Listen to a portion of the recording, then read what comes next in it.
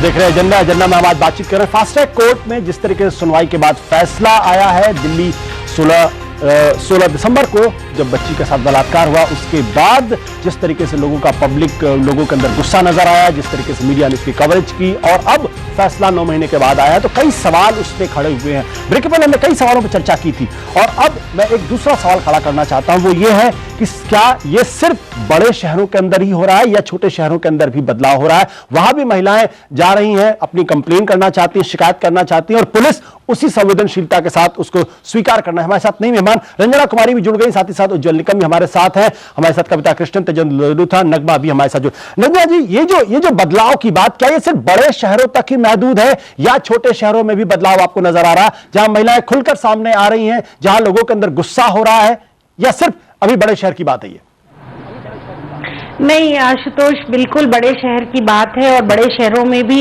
जब सब लोगों ने एक साथ मिलकर के आवाज उठाई, मीडिया ने साथ दिया, सब कुछ हुआ, तब जाके कुछ उसमें परिवर्तन की बात दिखाई पड़ रही है। यही इन्वेस्टिगेशन मैकेनिज्म पुलिस पहले भी और तमाम जो 90,000 मामले लंबित हैं, तमाम मामले जो कोर्ट के अंदर जाते हैं और कोर्ट की स्क्रूटनी नहीं हो पाती है, उन मामलों में क्यों नहीं पुलिस इसी तरह से इन्वेस्टिगेट करती है, फास्ट ट्रैक क्यों नहीं है, वो मामले भी क्यों नहीं उसमें डाले जाते हैं? तो कहीं ना कहीं ये विशेष तरह से इस केस को देखा गया और हम सब लोगों ने जो प्रोटेस्ट किया, पूरे देश में प्रोटेस्ट हुआ, उसके चलते इस पर ज्यादा ध्यान गया। लेकिन आप ये समझ लीजिए कि आप पहले आंकड़े ही देख लीजिए कि जो आंकड़े आते हैं उसमें कहाँ की रिपोर्टिंग ज्यादा आती है, पुलिस कहाँ ज्यादा FIR लिखती है। बड़े शहरों में पुलिस ज्यादा FIR लिखती है, कस्बों से तो लोग सामाजिक शर्म की वजह से लोगों के मन में जो जिस तरह का डर भय है और पुलिस के प्रति जो अविश्वास है या न्याय व्यवस्था के प्रति अविश्वास है, तो वहां तक तो ये बात पहुंचती नहीं। अगर शहरों में 50 केसेस लिखे जाते हैं तो गांव के 2 केस भी आपके सामने नहीं आएंगे। इसका मतलब ये नहीं कि गांव में ये सब कुछ नहीं हो रहा है, लेकिन गांव के लोगों तक ये जागरूकता, ये समझ और ये आत्मविश्वास उनमें नहीं बना है कि अगर उनके साथ ऐसी घटना उनकी बेटी के साथ होती है तो उनको न्याय मिलेगा। कविता, क्या आप इसको जोड़ना चाहेंगे इस पर? इसमें जोड़ना चाहूंगी कि देखिए, साहस तो वहां गांव में भी महिलाएं, लड़कियां करने लगी हैं। जैसे मैं आपको 2 छोटी घटनाएं बताऊं।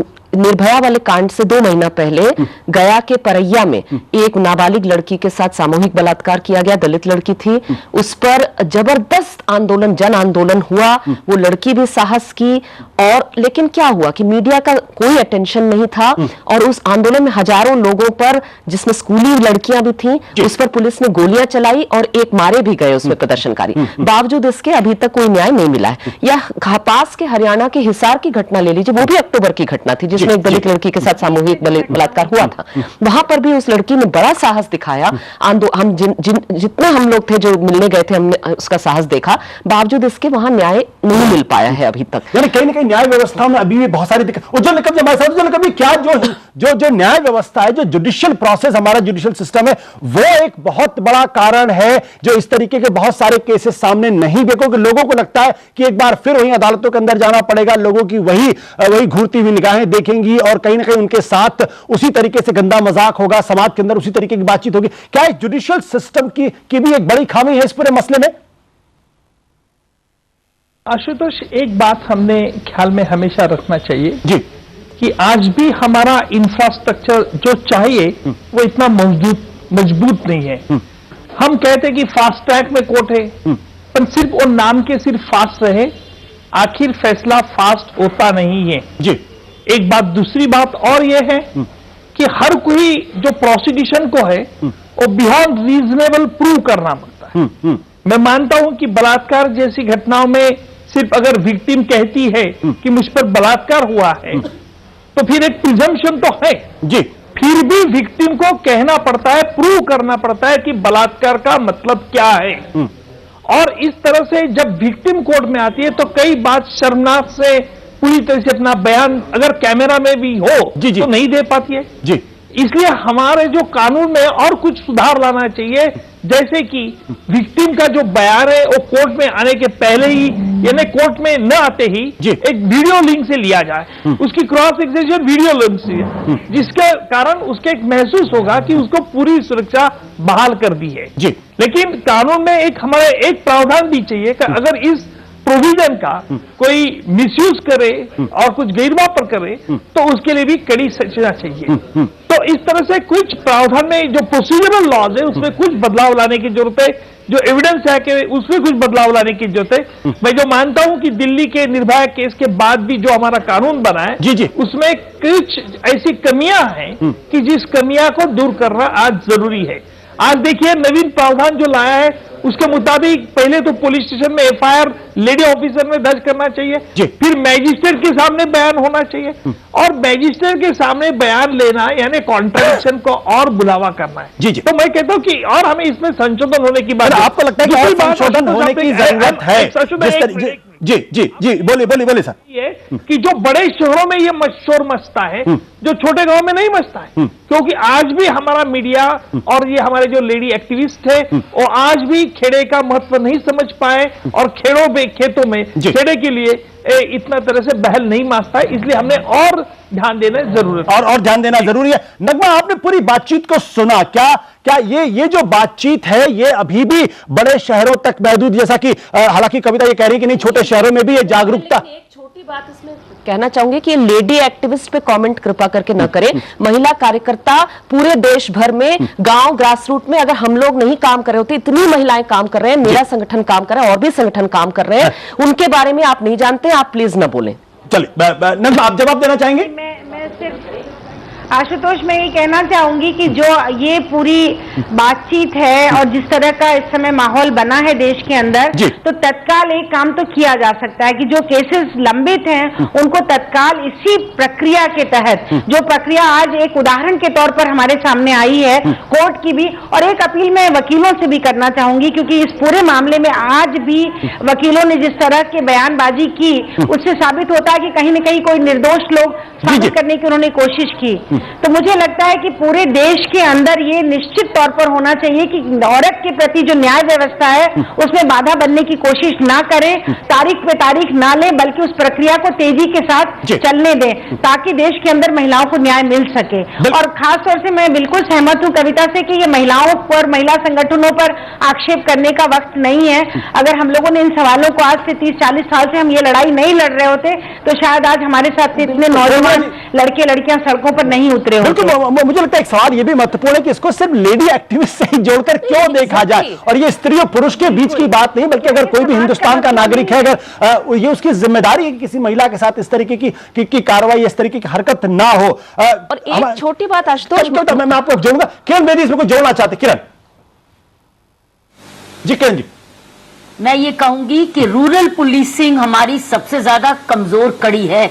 सिटी पुलिसिंग कंपैरेटिवली बेटर है, वो मीडिया के वॉच में है, पब्लिक के गेज में है, लेकिन रूरल पुलिसिंग पिछड़ जाती है। वहां पर मीडिया का बड़ा इंपॉर्टेंट रोल है। मेरी नजर में, जो मेरे एक्सपीरियंस में, मीडिया बेचारा कई बार थक जाता है लिख लिख के, कोई उनसे घबराता भी नहीं। मैं समझती हूँ मीडिया का बड़ा वाइटल रोल है रूरल एरियाज में, खासकर पेरिफेरल एरियाज में। सेकेंडली, स्टेट पुलिस का, रूरल पुलिसिंग आती है स्टेट पुलिस के बजट से और वो उस पर बजट नहीं खर्चते। आम व्यक्ति को नजर रखनी चाहिए कि रूरल पुलिसिंग के पास साधन है, रूरल पुलिसिंग के पास फोरेंसिक्स है, गाड़ी है, इन्वेस्टिगेटिंग ऑफिसर्स है, प्रोसिक्यूटर है, कचहरी तेज गति से चलेगी। अब कंपैरिजन होगा, इसलिए कसूर होगा स्टेट गवर्नमेंट्स का जब वो रूरल पुलिसिंग पर ध्यान नहीं देंगे। मैं ये चेतावनी थोड़ा सा अलर्ट करना बिल्कुल आपने रूरल पुलिसिंग की तरफ ध्यान दिलाने को लगभग, क्या ये वाकई में गांव और शहर के बीच की खाई भी है क्या? जो गांव में तो नजर नहीं आता, शहरों के अंदर दिखाई पड़ता है, वहां मीडिया भी पहुंच जाता है। क्या आप अपनी जिंदगी में इस बात को महसूस करती हैं?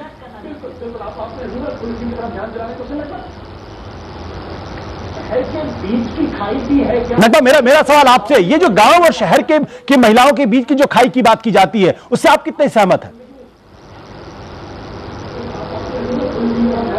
देखिए, मैं समझती हूँ कि जैसे किरण जी ने कहा, मैं उनकी बात से वाकिफ हूँ कि हर पहलू को इसमें बहुत मुस्तैदी से काम करना पड़ेगा। मीडिया को भी इसमें बहुत ध्यान देना पड़ेगा, क्योंकि मीडिया रूरल की तरफ ज्यादा ध्यान नहीं देता। साथ ही साथ सामाजिक भी एक बहुत बड़ा एक उनके ऊपर भी एक ये है कि दायित्व है कि उनको भी इसमें हिस्सा लेना चाहिए और ज्यादा से ज्यादा संगठन में गांव की तरफ काम करना चाहिए। और अभी जिस तरह से निर्भया के केस में इतना ज्यादा पब्लिसाइज ये हुआ है, इसीलिए उसको जाके फिर भी 8 महीने के बाद ये सजा हुई है। तो कहीं ना कहीं से ये शुरुआत हो रही है, भले ही शहर से हो रही है, पहले तो शहर में भी नहीं हो रही थी ये शुरुआत, तो यहाँ से जरूर हो रही है, लेकिन गांव में भी ध्यान देकर इन सब चीजों को करना चाहिए। स्टेट्स को बजट रखना चाहिए पुलिसिंग के लिए, और ये सारी चीजें जैसे अभी मेंशन की गई हैं, लेकिन कहीं ना कहीं से हमें शुरुआत करनी है। और ये शुरुआत अभी यहाँ से हुई है, लेकिन करने के लिए बहुत कुछ बाकी है। हाँ, बहुत कुछ बाकी है, लेकिन अब भी मैं कहती हूँ, और अभी मेरे हिसाब से मुझे ऐसा लगता है कि अभी फास्ट ट्रैक कोर्ट में ज्यादा ध्यान देकर जो ये सजा है, भयंकर से भयंकर सजा, इनको जब तक 3-4 लोगों को नहीं दी जाएगी ऐसे ही केसेस में, मुझे नहीं लगता कि कहीं से कहीं ये शुरुआत हो सकती है। बट एक शुरुआत तो कम से कम, एक शुरुआत तो कम से कम हुई, एक तरीके की जागरूकता लोगों के अंदर नजर आई है। तो ये लुथा जी, आपसे आखिरी सवाल, क्या आज भी आपके पड़ोस में कोई महिला होगी या आपकी अपनी बेटी होगी, क्या गारंटी के साथ कह सकते हैं कि कनॉट प्लेस में अंधेरे में, जब अंधेरा हो जाता है तो वो जा सकती है और उसको किसी तरीके कोई खतरा नहीं होगा? क्या ये कह सकते हैं आज की तारीख में? देखिए, पुलिस अपनी तरफ से, खासतौर से दिल्ली पुलिस, मैं आपको कहना चाहूंगा कि हमने भरसक कोशिश की है कि हम इस शहर को महिलाओं के लिए और बच्चों के लिए ज्यादा से ज्यादा सेफ बना सकें। लेकिन साथ में मैं ये एक बात और भी कहना चाहूंगा, ये जो प्रिवेंशन होती है, ये एक तरह की इंटेंजिबल चीज है, अमूर्त चीज है, अदृश्य चीज है जी। इसको हम देख नहीं सकते। हम जितनी भी कोशिश कर लें, जितना भी प्रिवेंशन कर लें, आज मैं आपके सामने ये चीज उठाकर एक प्लेट के ऊपर रखकर नहीं कह सकता हूं कि देखिए आशुतोष जी, हमने ये इतनी चीजों को प्रिवेंट किया, बिकॉज ये एक कॉन्सेप्ट ही इंटेंजिबल चीजों का है, पर बावजूद इसके प्रिवेंशन करना हमारा फर्ज है। सिक्योरिटी अगर महिला फील करने लगे कि रात के अंधेरे में वो कनॉट प्लेस जा सकती है और वापस आ सकती, क्या ये सेंस ऑफ सिक्योरिटी भी है? बिल्कुल है। देखिए, बीपीओ की गाड़ियां चलती हैं, रात भर चलती हैं, हम ही उनको सुरक्षा देते हैं, हम ही बार बार नाके लगाकर उनकी चेकिंग करते हैं, हम ही उनके लिए गाइडलाइंस और रूल्स एंड रेगुलेशंस बनाते हैं और इंश्योर करते हैं रोजाना कि बीपीओ की हजारों गाड़ियां चलती हैं। कविता, मुझे लगता है कि देखिए, ये तो बहुत ही मैंने माफ करिएगा लुथरा जी, लेकिन थोड़ा एरोगेंट स्टेटमेंट है। आप महिला नहीं है, जो महिलाएं हैं दिल्ली में, मैं चैलेंज करती हूं कि एक भी महिला आप खड़ा कर दीजिए जो कहेंगी कि मुझे सचमुच सुरक्षित लगता है। मुझे नहीं लगता आपको एक भी मिलेंगी, एक भी। बिल्कुल, और मुझे लगता है महत्वपूर्ण सवाल इसी बात को लेकर, आप पुलिस के प्रशासन कितना भी मजबूत कर लीजिए, लेकिन महिला अगर अंधेरा होने के बाद और अंधेरा होने के पहले अगर वो शहर के किसी भी गली में, शहर की किसी भी सड़क पर या गांव की किसी भी गली और पगडंडी में अगर चलने में अपने आप को असुरक्षित महसूस करती है, तो मुझे लगता है ये पूरी की पूरी जो बहस है वो कहीं किसी कोने आके ठहर जाती है और ये किसी मकाम पर पहुंचती नजर नहीं आती। ऐसे में जरूरी ये है कि जो मर्द है, जो आदमी है, वो अपनी मानसिकता को बदले। कानून बदला जा सकता है, जो न्यायिक व्यवस्था उसको बदला जा सकता है, पुलिस व्यवस्था को बदला जा सकता है, लेकिन ये तब तक कारगर नहीं होगा जब तक पुरुषों की मानसिकता नहीं बदलेगी। और इसीलिए ivankhawr.com पर हमने एक सवाल पूछा था, फांसी जैसी सख्त सजा से ही क्या रुकेगा गैंगरेप जैसा अपराध? इस सवाल के जवाब में क्या हमारे दर्शकों को आपको बताएंगे छोटे से ब्रेक के बाद। और हमारे तमाम मेहमानों का बहुत बहुत शुक्रिया इस बातचीत में शामिल होने के लिए।